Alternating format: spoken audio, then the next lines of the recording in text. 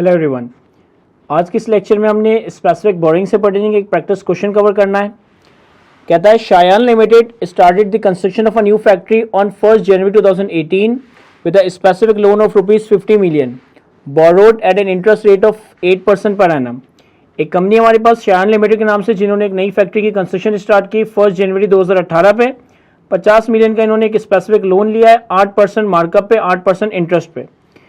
कहता है the loan was used on the factory as follow.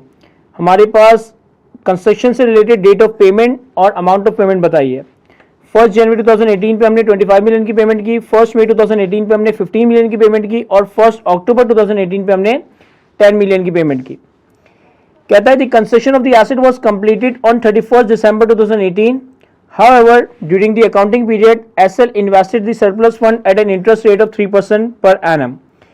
कह रहा है एसेट की कंस्ट्रक्शन हमने 1 जनवरी 2018 पे स्टार्ट की, एसेट की कंस्ट्रक्शन 31 दिसंबर 2018 पे एंड हुई और जो भी हमारे पास सरप्लस फंड्स थे उनको हमने 3% इंटरेस्ट पे इन्वेस्ट कर दिया। रिक्वायरमेंट में हमसे कहता है how much the amount of borrowing cost is eligible for capitalisation at 31 December 2018। अब देखिए बोरिंग कॉस्ट के क्वेश्चंस में चाहे स्पेसिफिक बोरिंग हो, चाहे जनरल बोरिंग हो, चाहे जितना भी कॉम्प्लेक्स सिनेरियो हो, आपने सबसे पहले बोरिंग कॉस्ट के सवालों को सॉल्व करने के लिए क्या करना है कि अपने पास एक टाइमलाइन ड्रॉ करनी है। तो पहले हम इसकी एक टाइमलाइन बनाते हैं।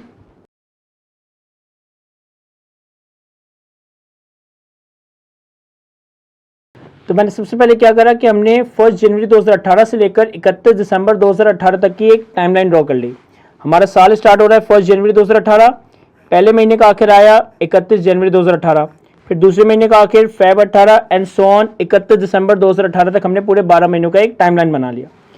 अब इन्होंने हमें सवाल में बताया कि हमारी कंस्ट्रक्शन स्टार्ट हुई 1 जनवरी 18 पे और कंस्ट्रक्शन एंड हुई 31 दिसंबर 2018 पे, यानी कि हमारे एसेट की कंस्ट्रक्शन स्टार्ट होगी 1 जनवरी 18 और कंस्ट्रक्शन एंड होगी 31 दिसंबर 2018। पूरे 12 महीनों में जो भी इंटरेस्ट कॉस्ट आएगी उसे हम कैपिटलाइज करेंगे एज पर आईएस 23। अब हमने स्पेसिफिक बोरिंग के फंड्स अरेंज किए 1 जनवरी 18 पे 50 मिलियन। तो हमारे पास स्पेसिफिक बोरिंग का पैसा आ गया डे 1 पे 50 मिलियन। फिर इन्होंने हमें 3 डिफरेंट डेट्स पे बताया कि हमने 3 डिफरेंट डेट्स पे पेमेंट किया है। 1 जनवरी पे 25 मिलियन, 1 मई पे 15 मिलियन और 1 अक्टूबर पे 10 मिलियन। तो देखें सबसे पहले जब आपने 1 जनवरी पे 50 मिलियन में से 25 मिलियन पे कर दिए तो आपके पास रिमेनिंग फंड्स रह गए 25 मिलियन और इन रिमेनिंग फंड्स को हमने नाम दिया था सरप्लस फंड्स का।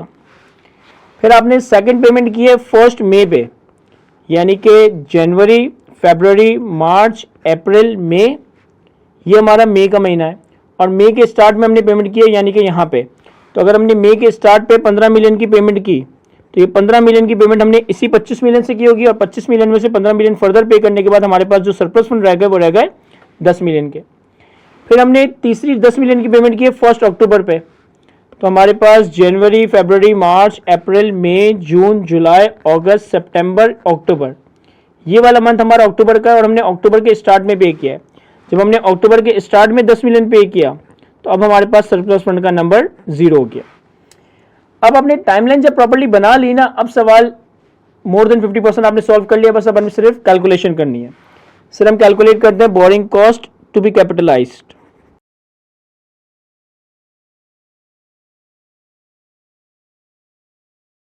Boring cost to be capitalise calculate करने के लिए हमारे पास एक तो इंटरेस्ट ऑन स्पेसिफिक बोरिंग आ जाएगी। सर हमने 50 मिलियन का लोन लिया है, 50 मिलियन का लोन लिया हमने 8% मार्कअप पे और पूरे 12 महीने हमारा कैपिटलाइजेशन पीरियड है, तो 12/12 मंथ 12/12। तो हमारे पास ये आ जाएगा 4 मिलियन की हमारी इंटरेस्ट कॉस्ट कैपिटलाइज होगी। अच्छा, फिर जो हमारे पास सरप्लस फंड था उनको इन्वेस्ट करके जो हमारे पास इन्वेस्टमेंट इनकम आएगी उसे हम borrowing cost to be capitalise से रिड्यूस करेंगे। तो मैं इंटरेस्ट ऑन स्पेसिफिक बोरिंग से लेस कर देता हूं interest income on surplus funds. अब डे 1 पे आपके पास 50 मिलियन आए, आपने 25 मिलियन पे किया, आपके पास सरप्लस फंड रह गया 25 मिलियन। इस 25 मिलियन को आप इन्वेस्ट करोगे 1, 2, 3 और 4 महीनों के लिए, क्योंकि 4 महीनों के बाद आपने 15 मिलियन की फर्दर पेमेंट करनी है। तो 25 मिलियन पे हमारे पास 3% से 4 महीनों की इंटरेस्ट इनकम आएगी जिसे हम borrowing cost to be capitalise से रिड्यूस करेंगे।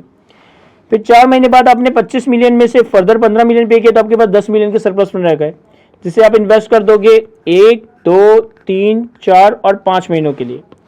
तो हमारे पास इन 10 मिलियन पे भी 3% की इंटरेस्ट इनकम आएगी 5 महीनों के लिए, जो हमारी borrowing cost to be capitalise को रिड्यूस करेगी। तो ये बनेगा हमारे पास 0.25 मिलियन और ये बनेगा हमारे पास 0.125 मिलियन। 4 मिलियन की बोरिंग कॉस्ट और स्पेसिफिक बोरिंग से सरप्लस फंड पे आने वाली इन्वेस्टमेंट इनकम को रिड्यूस करें तो हमारे पास boring cost to be capitalized आ जाएगा 3.625 मिलियन। अच्छा, इन केस कि अगर आपने 31 दिसंबर पे अपने एसेट की वैल्यू वर्कआउट करनी है कि 31 दिसंबर 2018 पे आपके पास एसेट किस अमाउंट पे रिकॉर्डेड होगा, तो सर एसेट की कॉस्ट होगी हमारे पास 50 मिलियन कंस्ट्रक्शन कॉस्ट और हमने 3.625 एसेट की कॉस्ट में बोरिंग कॉस्ट कैपिटलाइज किया आईएस 23 के तहत। तो हमारे पास जो प्लांट या जो भी एसेट हम कंस्ट्रक्ट कर रहे हैं उसकी कैपिटलाइज कॉस्ट 31 दिसंबर पे आ जाएगी 53.625 मिलियन। तो यहाँ तक हमारा ये सिंपल सा स्पेसिफिक बोरिंग से पर्टेनिंग एक सवाल कंप्लीट हुआ जाता है। आई होप कि मैं आपको अच्छे से एक्सप्लेन कर सका हूँ। आज के इस लेक्चर को यहीं तो रखता है। Thank you.